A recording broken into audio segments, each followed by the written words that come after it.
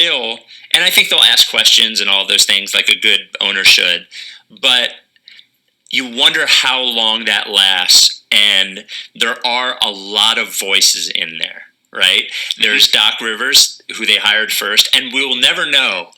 We can go through this guy by guy, but we will never know when Daryl Morey knew he was coming here, and if the Doc Rivers hire is something that, like, they sort of run past him. I don't know. I mean, there were certainly reports of Morey wanting Doc at some point in Houston, and then the fact that they both worked together in Boston. I had heard it was not particularly harmonious between those two in Boston. But interesting. That might have been because that was a point where Doc wanted personnel control and did not have it. And I imagine that might have been some of the tension there too. Do you think that they ran it by him, or do you think they just knew or trusted the reports that he would be enticed by it? I cannot decide. I can't decide when he knew. I cannot imagine that they would have just hired Dinwiddie and, I'm sorry, the other guy, without... Prosper Karangwa. Right. Without knowing that this would be possible and running it by him, right? Yeah, I don't know. To me, I think it's... Is he going to come here? It kind of just was a lucky thing. I think that they like Doc. He's a known kind of guy, and they thought that he'd be good to lead Ben and Joe to the next step. And I think when Morey became available, they just jumped at it. Otherwise, like you said, I think that they probably would not have been as vocally supportive of Elton as the number one guy, and hired people in his staff. So you even think when they hired the people in his staff last week or a week and a half ago, whatever it was, that they didn't know they were hiring Daryl Morey, and that Daryl Morey is just walking into his ready-made staff? That seems crazy. To me, it seems, if they knew, wouldn't they have just held off on announcing those things? The tertiary hires. It's to me, so wild. I don't think you will lose much money betting on things happening out of order with the Philadelphia 76ers. Right. I think they are flying by the seat of their pants. They're trading for Al Horford. They're hiring 18 Colangelos. They're kicking out the Colangelo. They're kicking out Hinkie. They're hiring Hinkie's former boss. Here we're hiring a coach. Out of order. Coach is in charge. People claiming that the reason that they traded Jimmy was because of Brett, who they wanted to fire, and then they fired Brett as soon as they could after. Nothing is going to happen in order. So I would guess that they are just... I don't think that ownership-wise and order of operations-wise, I don't think that there's ever a long view, really. I think it's what are we doing right now, this second? We're getting Daryl Morey. Okay, we got, before that, it was, okay, we got a guy that we like. People like him. I don't know. Boy, oh boy. All right. So it's a 5-year deal. Will be announced. I would say a couple things. First of all, GMs, by and large, don't fire coaches when they're winning. Even if they want to bring in their own guy, they just don't do it. There has to be a lot of pressure on the GM for him to fire a coach with years on his contract. That pressure isn't yet there, but it certainly could be if the season goes sideways. Does he secretly want to? It's a fair question. I think by and large GMs want to bring in their own coach. They want to. That was certainly true a couple years back with Brett Brown and Colangelo.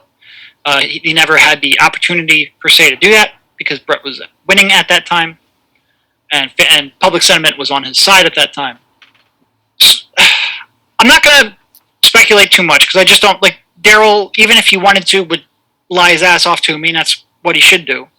Like last January when he said that they would never trade Ben Simmons. Yeah, we don't sensationalize on this podcast. Sure. Well, but part of his job is to lie, and I get that. But I think you could certainly speculate and say he'd probably like to bring in his own coach. And again, it's speculation.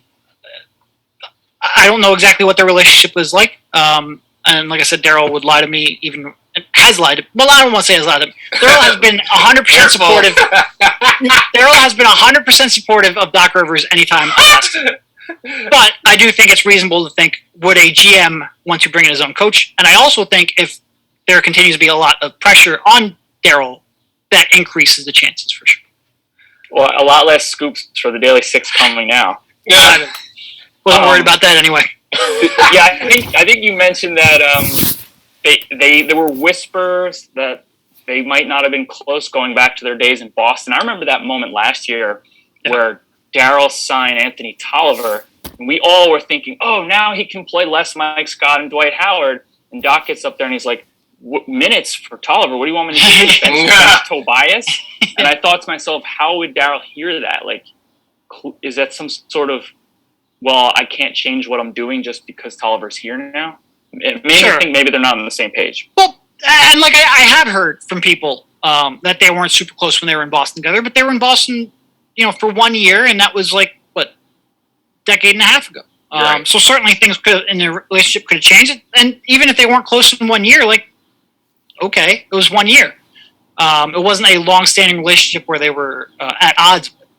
But you tweeted in 2014 that Doc said analytics is just part of the gumbo. Wow. This is what I mean. Whenever he starts liking random posts, he makes me freaking paranoid. Look, Doc is not the most analytically inclined, by advanced statistic inclined coach in the league. That's for sure. Daryl Morey is one of the most in the league as a GM. So yeah, you could certainly speculate that he might want a coach who would embrace that a little more. And watching this team right now has to be just driving Daryl bonkers with Tobias Harris as your top perimeter option, and the style of play that he plays, and even Tyrese Maxey and Joel Embiid. Now that he's starting to make them like he did last year, and Tyrese Maxey, you hope can grow his pull-up jumper deeper as his career progresses, but right now that's where his comfort zone is. But yeah, you would certainly, going in a big circle, you could certainly speculate that Daryl would be open to bringing in his own coach with the own style that would embrace his style as well. At this point, from what I've heard, from what I believe, from what I've heard, I don't think ownership is dying to make a change at the coaching position. People around the league talk all the time that Daryl Morey purportedly doesn't value Doc that much.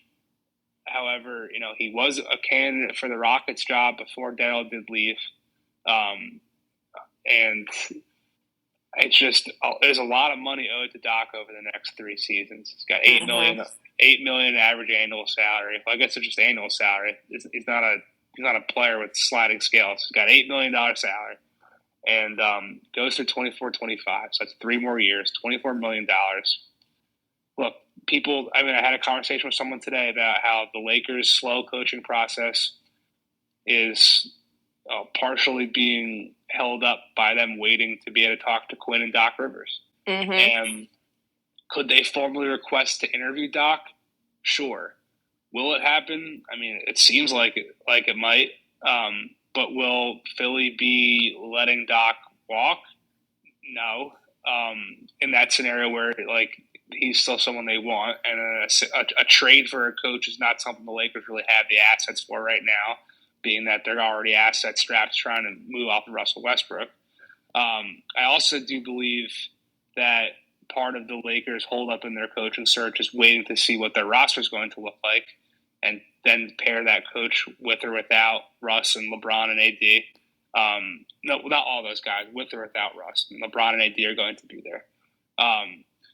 And then on the Sixers side of things also, I don't think that ownership group who, like we said, dropped everything to go hire the man 2 years ago, who led them to the first place in the Eastern Conference, who did what he's done so far this year, rotations and hand-wringing about the backup big man aside. I could be off base here. I could be reading it wrong. My intel could be wrong, but I really don't think that they're going to part ways with him on their own accord. I just don't see it happening.